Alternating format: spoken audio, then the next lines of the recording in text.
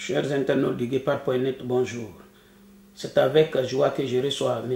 Mamadou Bilossi Savané, le consultant économique et politique du Guépard.net depuis très longtemps. C'est suite à son article relatif à la crise à la Cour constitutionnelle que le Guépard.net fait appel à M. Savané pour avoir sa lecture de cette situation. Bonjour M. Savané. Bonjour Makalira. Vous avez publié plusieurs articles sur la crise qui couvre la Cour constitutionnelle. La situation continue. Quelle lecture en faites-vous actuellement? Alors, au tout début, j'avais cru personnellement que cette crise ne durerait pas. Je croyais que c'était simplement les petites disputes entre gens qui travaillent ensemble. Mais à y réfléchir bien, la crise, ce qu'on appelle la crise, elle ne date pas d'hier. Je me souviens, mais nos compatriotes aussi doivent certainement se rappeler que lors de l'investiture de M. Alpha Condé, le président de la Cour constitutionnelle, M. Khalifa Sall, avait pris sur lui de le mettre en garde contre les tentations révisionnistes, puisque lui-même avait observé, mais les autres Guinéens aussi, y compris moi-même, que la plupart des chefs d'État africains, ils viennent au pouvoir sur la base d'un texte qu'ils s'engagent à respecter, et dès lors qu'ils sont installés, ils falsifient ce texte pour se perpétuer au pouvoir. Je veux dire par là que à partir de la mise en garde de M. Khalifa, le président Alpha Condé a compris que Khalifa n'acceptera pas de se prêter à une quelconque falsification. C'est à partir de cet instant-là, donc en 2015, que Alpha Condé a commandité, je dis bien commandité, un audit effectué par des gens que lui-même avait désignés en leur fixant un objectif consistant à trouver contre le président de la Cour constitutionnelle à tout prix de quoi lui faire des reproches, mais des reproches qui n'ont strictement rien à voir avec l'exercice de sa fonction. Or, tous les Guinéens savent que M. Khalifa Sall exerce sa fonction en toute loyauté, je veux dire loyauté à la Constitution, loyauté au pays, et qu'il refuse toute falsification de nos textes fondamentaux. Je vous interromps, M. Savané, pour une précision. Vous parlez d'un audit à charge contre Khalifa. C'est maintenant ou depuis longtemps? Non. Cet audit date du début de 2015, après l'investiture de M. Alpha Condé et après la mise en garde de M. Khalifa Sall. Donc cet audit est déjà réalisé dans le premier trimestre de 2015. Il y a une certaine presse qui dit qu'ils ont mené des enquêtes, qu'ils ont des documents sur Khalifa. Qu'est-ce que vous en pensez? Quelle enquête? Une certaine presse. Allons directement au but. Il n'y a pas une certaine presse, c'est la radio Espace FM et son directeur, un certain Lamine Grassi, qui colportent des mensonges. Ils n'ont jamais mené aucune enquête. Ce sont les documents que Alpha Condé leur a remis. C'est ce qu'ils veulent exhiber pour discréditer M. Khalifa Sall. Parce que, encore une fois, Khalifa Sall est hostile à toute falsification de la Constitution. Même si c'est Alpha Condé qui le demande, je souhaite, tout le pays le souhaite, que Khalifa continue d'exercer sa fonction et de s'opposer à la falsification. Même s'il était seul, il faut qu'il laisse à sa place, qu'il s'oppose à la falsification et que tout le pays constate qu'il est dans sa fonction et que c'est Alpha Condé qui l'empêche de continuer sa fonction. Alors, je reviens un instant sur cette soi-disant enquête. Mais comment cette radio-là, Espace FM, peut mener une enquête? Quel journaliste? Vous croyez que M. Guirassy est un journaliste? C'est à peine s'il sait lire. Il tient sa notoriété du fait que son père représente Alpha Condé à Bokeh. Alpha Condé fait des cadeaux au père de M. Guirassy, c'est tout.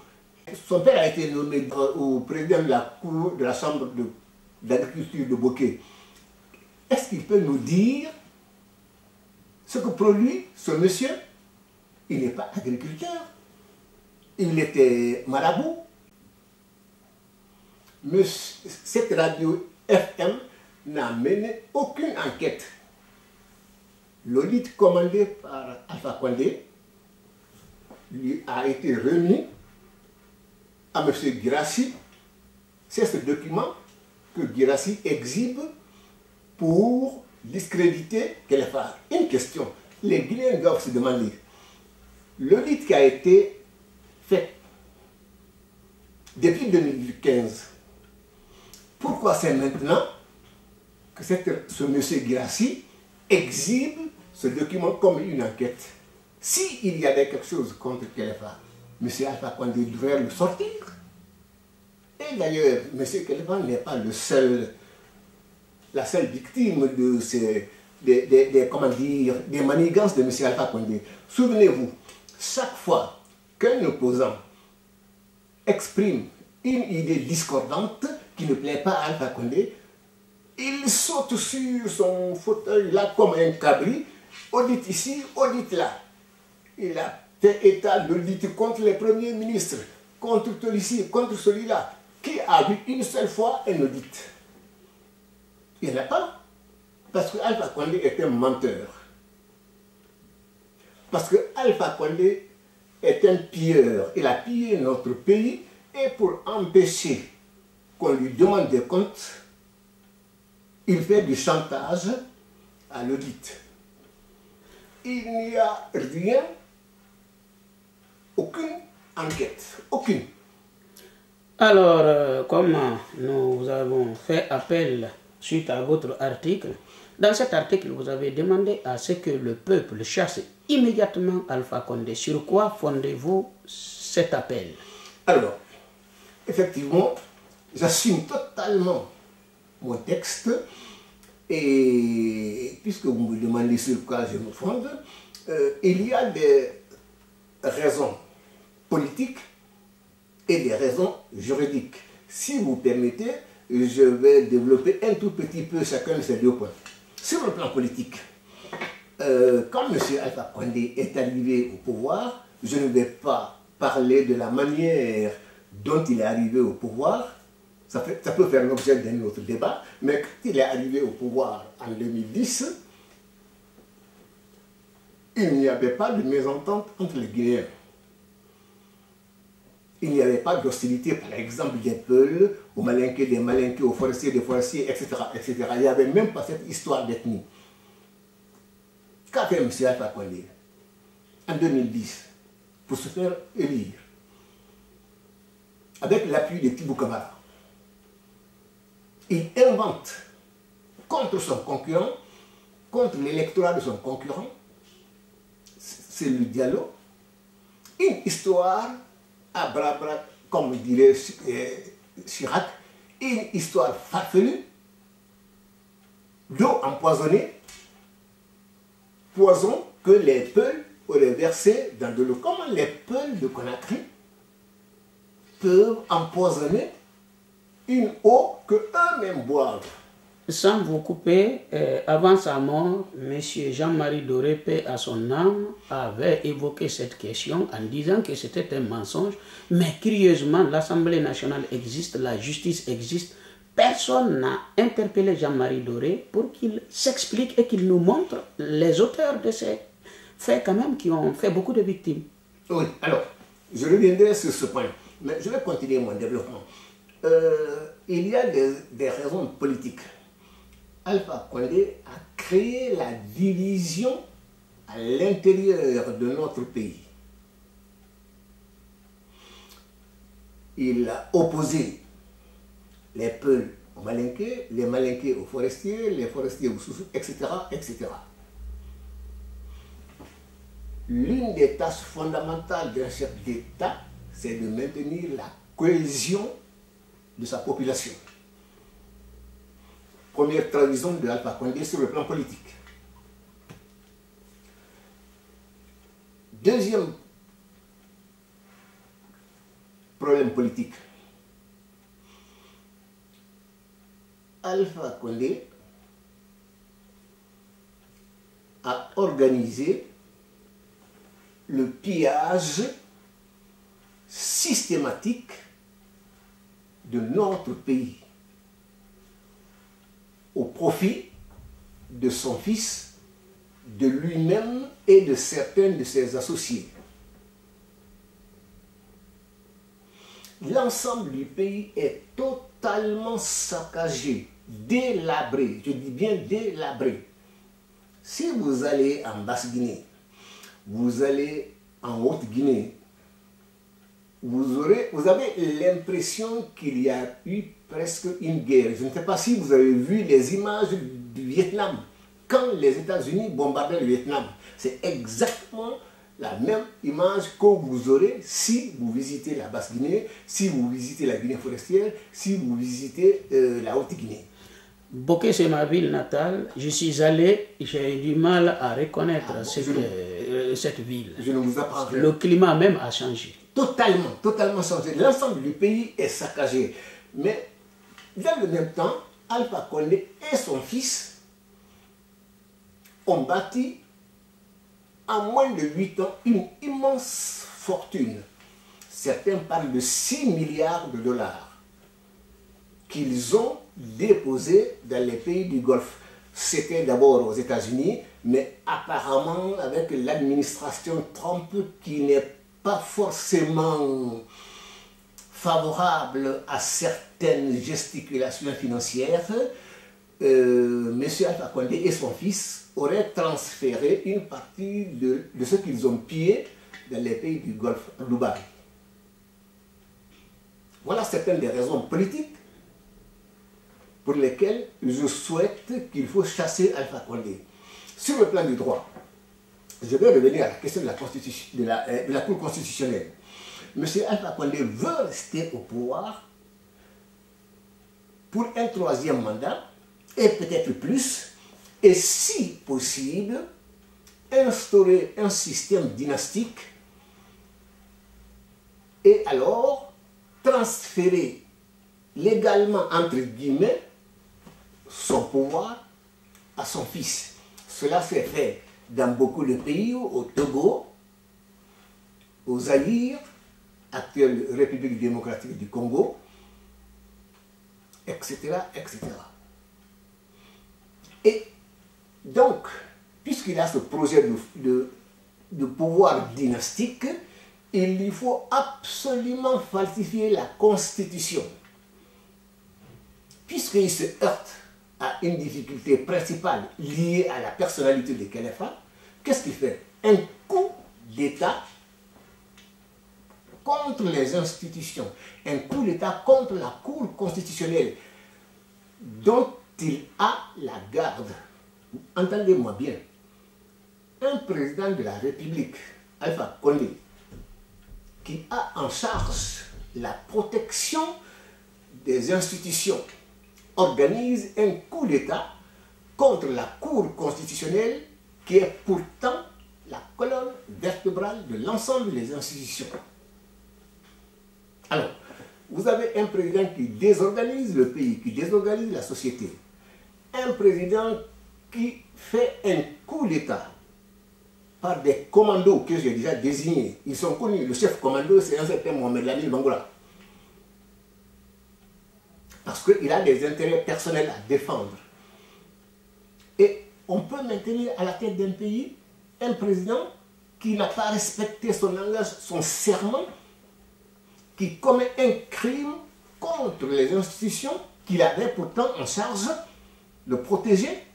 On peut conserver un pays, dans un pays, un chef d'État comme ça?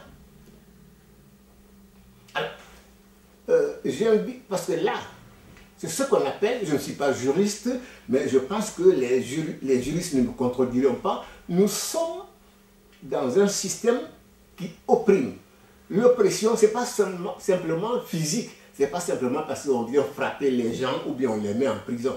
Non, c'est quand le chef ne respecte pas le serment qu'il a prêté, il y a oppression.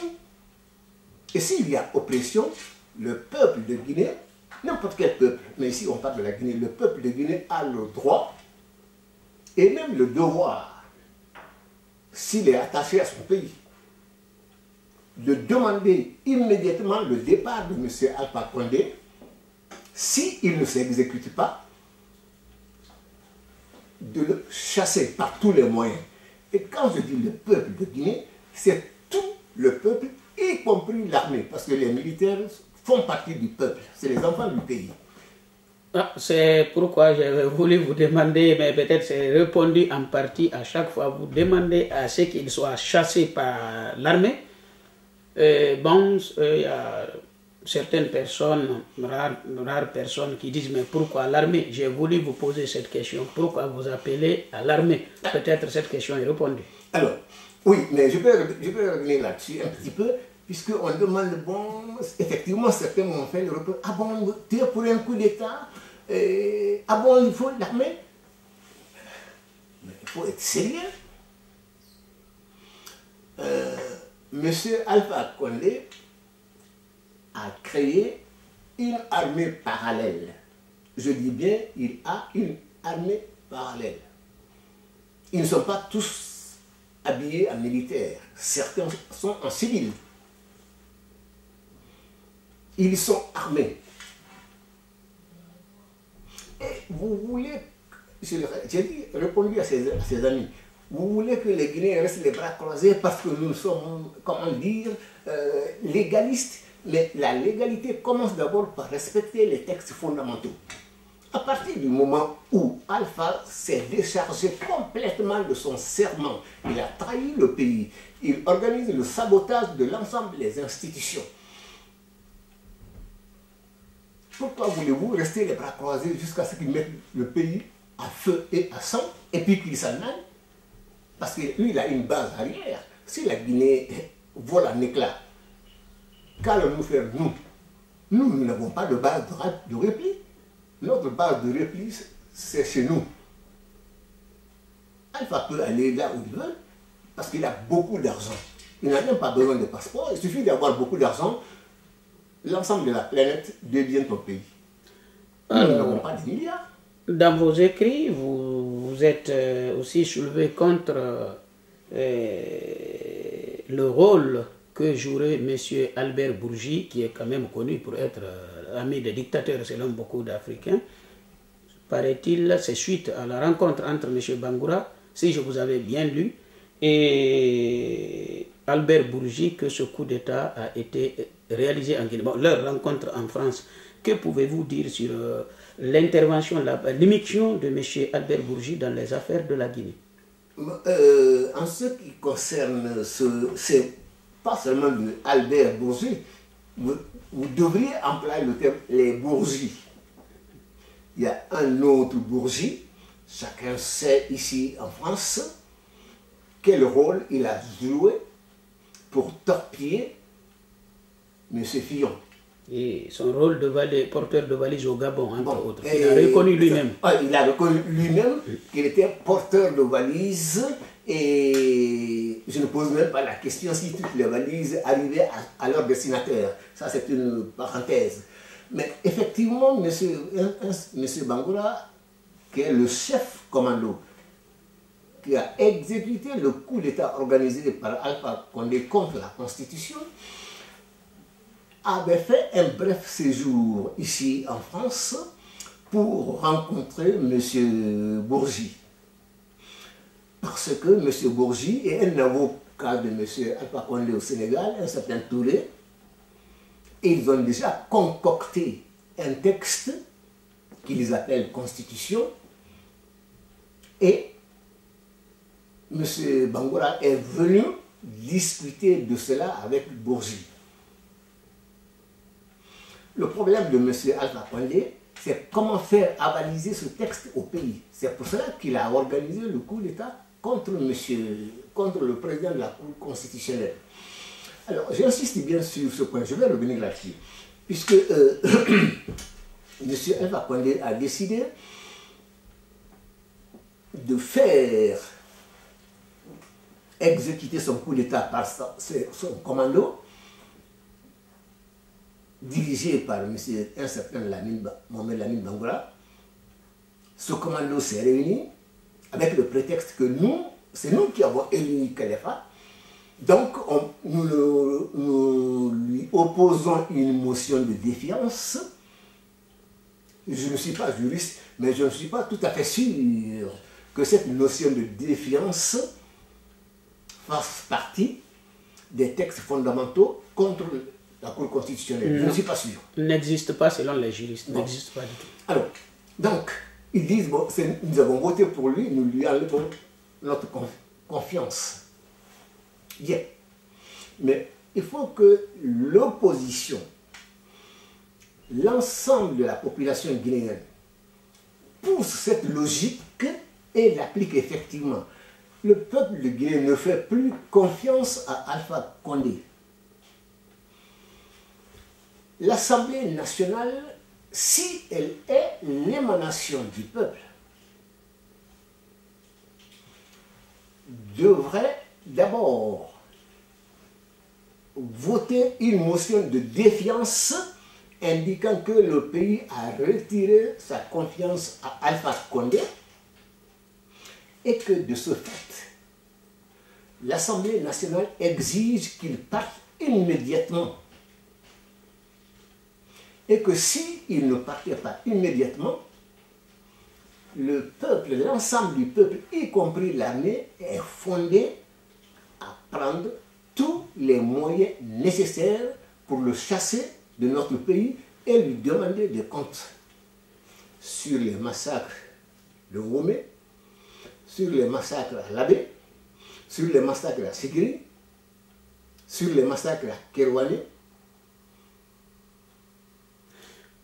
Je peux vous interrompre en vous rappelant de ce qu'il avait dit lors de son interview sur TV5 en disant que les crimes du 28 septembre, ce jugement n'était pas sa priorité.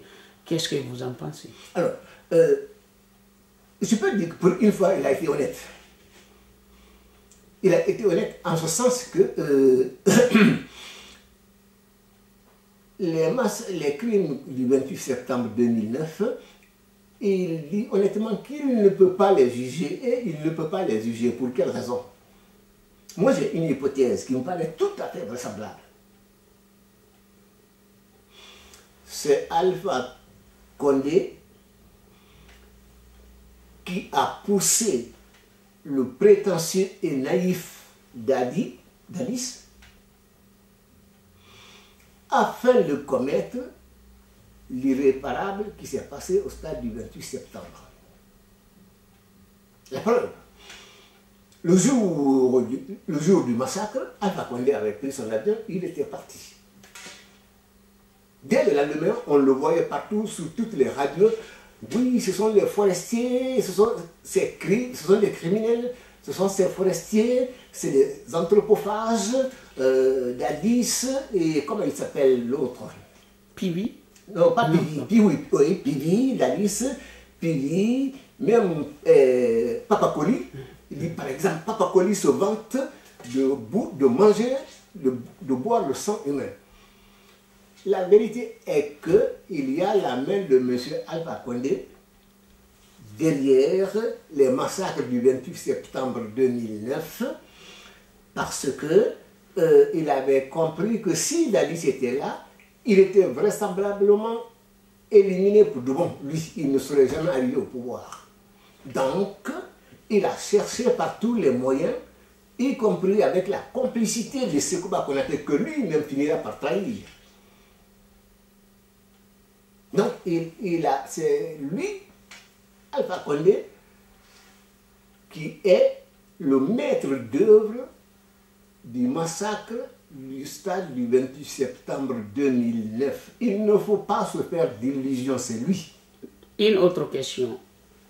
Comment pouvez-vous juger l'attitude de la Cour pénale internationale face à cette situation, tout en sachant que normalement, si 3 mois d'après le procureur adjoint M. Amadiba, la volonté d'un État est observée pendant 3 mois, au-delà de 3 mois, pardon, pas 3 ans, au-delà de 3 ans, si l'État ne fait rien, la Cour pénale internationale se saisit. Le cas de la Guinée, ça fait 8 ans. Qu'est-ce que vous en pensez?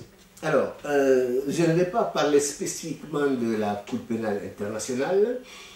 Je ne suis pas moi-même juriste, je ne suis pas suffisamment outillé, mais j'ai quand même quelques interrogations concernant l'ensemble de tout ce qu'on appelle là les institutions internationales et qui sont représentées à Conakry, ou parfois dont les fonctionnaires débarquent périodiquement à Conakry.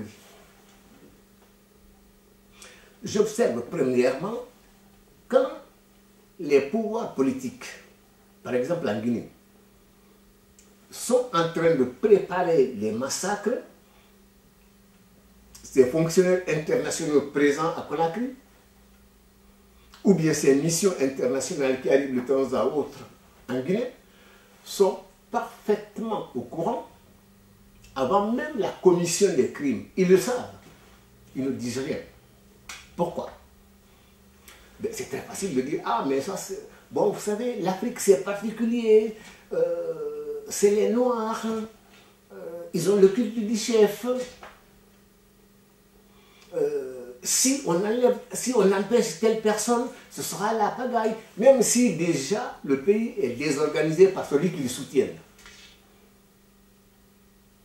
C'est dans ce contexte que la Cour pénale internationale débarque régulièrement à Conakry. Personnellement, j'ai l'impression que celui ou celle qui s'occupe de cette affaire à Conakry, à la Cour pénale internationale, j'ai l'impression que cette personne considère cette affaire comme une sorte de rente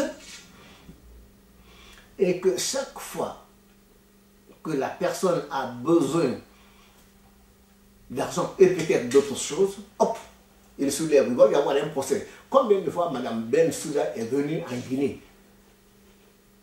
À plusieurs reprises, comme vous le savez, on a tous lu l'intervention d'un Guinéen, que peut-être je ne cite pas ici, qui imputait cette inertie au fait que Alpha Condé aurait de relations de travail avec le mari de Mme Bensouda. Qu'est-ce que vous en pensez? Alors, bon, ça, je n'ai pas d'informations précises sur ce plan, mais je prends cette information très au sérieux. Puisque chaque fois que Mme Bensouda vient en Guinée, ce n'est jamais pour demander à Alpha Condé d'organiser le procès, mais c'est plutôt pour menacer les opposants. Je me rappelle, j'y étais en 2013 lors de l'élection législative. Alpha Condé a organisé une immense fraude et sentant que les opposants n'allaient pas accepter les résultats fabriqués par Alpha Condé, tout d'un coup, Mme Bensouda tombe à Conakry, commence à menacer. Non, celui qui ne reconnaît pas les résultats de l'élection, il y aura ceci, il y aura cela. C'est pour cette raison que, personnellement, je m'interroge sur l'utilité et même sur la probité de ces institutions internationales à Conakry. Je ne sais pas si dans les autres pays, ils fonctionnent de façon probe, mais en Guinée, j'ai des doutes sur leur probité. Lorsqu'il y a un problème entre, par exemple, l'opposition et Alpha Condé. Alors, M. Savané, nous sommes arrivés au terme de notre entretien. Il est de coutume sur leguépard.net de demander à l'invité quel est son dernier mot. Vous pouvez dire tout ce que vous n'avez pas encore dit aux Guinéens. Alors, j'ai deux choses à dire en guise de conclusion. Premièrement, Alpha Condé a fait un coup d'État contre la Constitution, contre la Cour constitutionnelle. Il demande à ses commandos de se débarrasser de Kéléfa. Je parle de Kéléfa, non pas, ce n'est pas la personne de Kéléfa qui est importante. Même si un texte ne peut exister que s'il est porté par quelqu'un, par des personnes. Mais ici, ce n'est pas tant la personne de Kéléfa que ce qu'il a fait et l'objectif qui lui a été fixé, il l'a respecté. Il ne veut pas qu'on change la règle du jeu au profit d'une personne ou d'un clan. Donc, Alpha Condé a fait un coup d'État contre les institutions de la République. Celui qui fait un coup d'État contre les institutions de la République, cette personne-là doit être arrêtée et traduite en justice. Si c'est le président de la République, il doit être démissionné immédiatement et traduit en justice. Si les hommes politiques, les députés, ne réclament pas la destitution immédiate et l'arrestation de Alpha Condé, la population en général est fondée à s'insurger, non seulement contre Alpha Condé, mais contre tous les élus. Parce qu'ils sont complices du coup d'État que Alpha Condé est en train d'organiser à son profit et probablement pour installer aussi son fils après lui. Ça, c'est ma première remarque. Donc,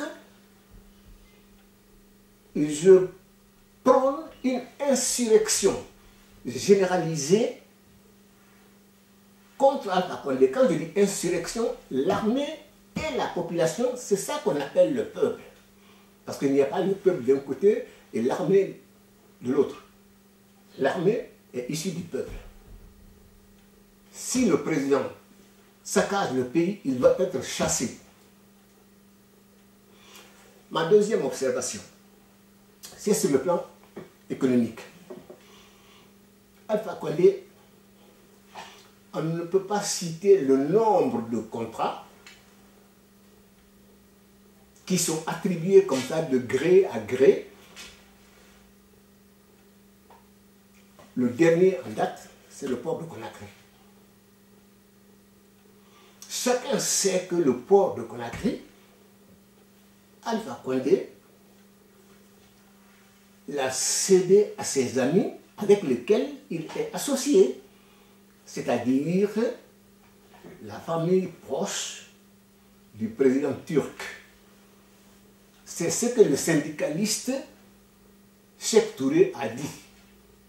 Et en Guinée, il suffit de prononcer le nom de Alpha Condé ou de son fils, il sort quelques procureurs pour tout de suite mettre la main sur toi et t'embastiller.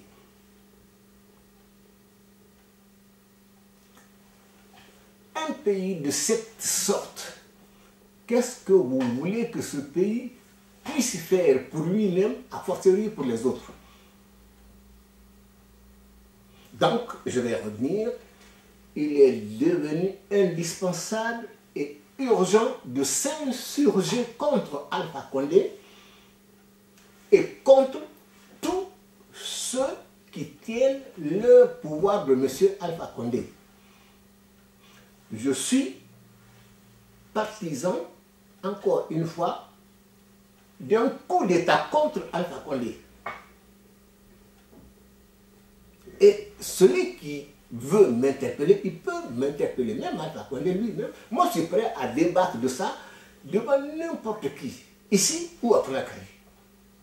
D'ailleurs, pour votre information, le président de la Cour constitutionnelle légalement élu Kéléfa Sall, Alpha Condé aurait retiré les gardes du corps derrière monsieur qui se chargeait de la protection de Kéléfa Sall, et que hier 12 octobre lors de la fête de l'indépendance, 60e anniversaire de la fête de l'indépendance, c'est celui que vous qualifiez de chef commando Mohamed Lamine Bangoura qui était assis à la place que Kelefa devait occuper. Donc, les gens s'attendent à ce que sa place soit confirmée par un décret d'Alpha Condé. À partir de là, il tentera de légaliser. Il trouverait en ce moment ce coup d'État comme légal. Qu'est-ce que vous terminerez par votre avis sur cette question? Alors, effectivement, j'ai lu cela que par petites touches successives, Alpha Condé a déjà remplacé Kelefa par son homme à lui, par son équipe. Rappelez-vous, les 3 ou 4 conseillers constitutionnels sont partis prêter allégeance à Alpha Condé dans son palais. Ils n'ont pas prêté allégeance à la Constitution. Ils ne sont pas allés à l'Assemblée nationale. Donc, ce sont des conseillers privés de Alpha Condé. Et le remplacement n'est qu'une étape, le remplacement de Kelefa lors des cérémonies du 2 octobre, ce n'est qu'une étape supplémentaire vers l'officialisation de la destitution de M. Kelefa par décret. Et là, je m'adresse à l'ensemble des hommes politiques, y compris à notre parti politique. Si tous les partis politiques, quels qu'ils soient, y compris l'UFR, auquel ils appartiennent, si les partis politiques laissent Alpha Condé officialiser le coup d'État qu'il a organisé contre les institutions, alors ils seront eux-mêmes en état d'être considérés comme des traîtres. Parce qu'ils voient bien qu'il s'agit bien d'un coup d'État. Les déclarations molles ici ou là, ce n'est pas les déclarations molles qu'il faut. C'est de dire non, il y a la règle, c'est la règle qui est appliquée. C'est de dire, s'ils aiment leur pays, s'ils veulent que la Guinée sorte enfin, je n'ai pas employé un gros mot, sort de l'embarras dans lequel il est, il devrait dire chacun à son groupe, à son parti, à ses militants, à ses parents. Alpha Condé a fait un coup d'État contre les institutions qu'il devrait respecter, il ne les a pas respectées, il a violé son serment, il doit partir. Chaque homme politique devrait pouvoir dire ça. Voilà, c'est ça mon dernier mot. Monsieur Savané, nous vous remercions très sincèrement. Nous pensons que les internautes ont eu des réponses à leurs questions. Comme vous écrivez beaucoup, l'actualité est très chargée. Nous ne vous laisserons que quelques répits et nous n'hésiterons pas encore à vous faire appel. En tout cas, merci pour la clarté de votre position. Vous avez insisté sur votre appel à un coup d'État et vous l'avez expliqué. C'est ce que beaucoup d'internautes voulaient savoir. Merci beaucoup, M. Savané, et à bientôt. C'est moi qui vous remercie.